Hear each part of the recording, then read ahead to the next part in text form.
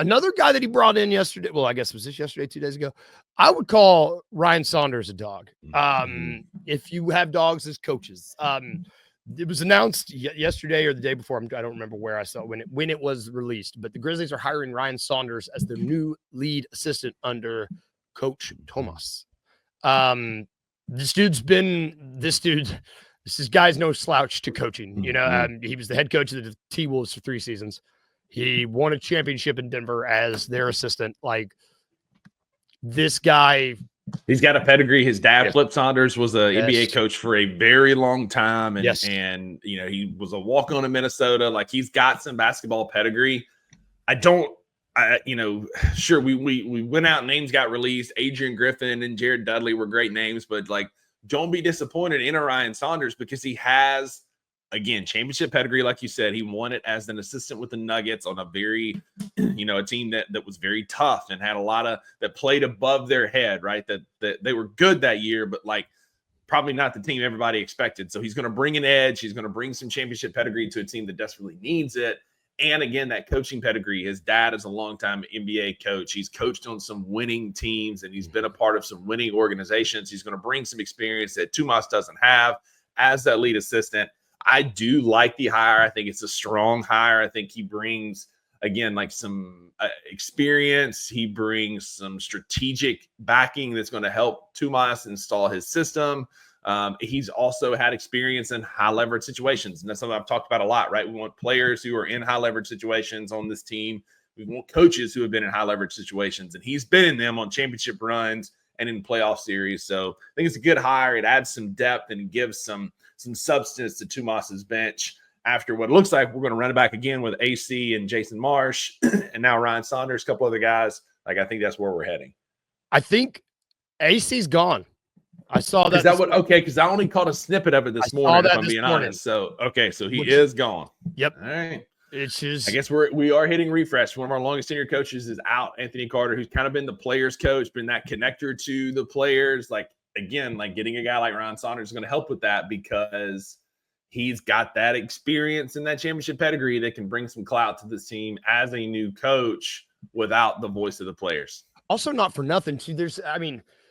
He coached KCP on that Nuggets team. And I think, like, you bring in a new guy, I mean, it helps to have a little bit of familiarity there. I mean, even if it was a few years ago, I mean, if you got somebody that knows how to coach a new guy that you're integrating in your system, and that's going to help.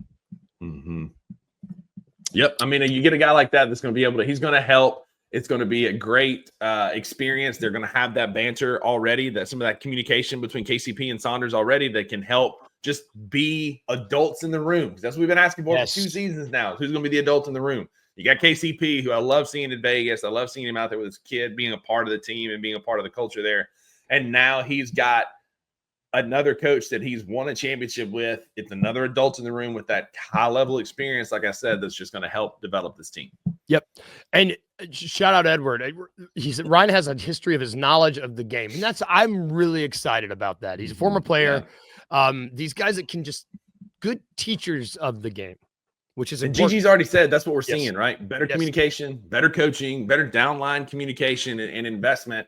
And you get another guy that can speak a language that the players understand and connect with them. Like, that's what we've been missing. Like, TJ, thanks, you're a great developmental coach, but wouldn't know basketball strategy if it jumped up and kicked him in the teeth. And so we've got guys that have that experience now, and Ryan Saunders and Tuomas overseas.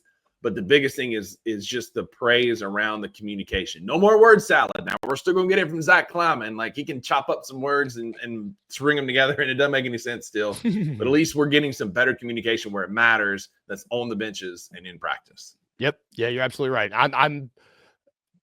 I'm as he continues building out the staff, I'm just excited. I'm excited. I don't know. I like this. Saunders is a good hire. I really like it. He's got experience as a head coach. Again, pedigree from his dad, Flip. I like the hire. And Wayno, this is a good point. It's a guy who has grown since his time as a head coach. He was wet behind the ears. He was young, maybe too player friendly when he was with Minnesota.